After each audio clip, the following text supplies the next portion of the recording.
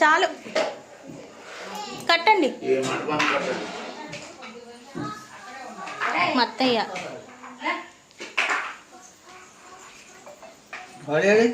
శేషు స్నానానికి వెళ్ళి ఆంటీ కష్టపడి వంటలు చేస్తున్నారు.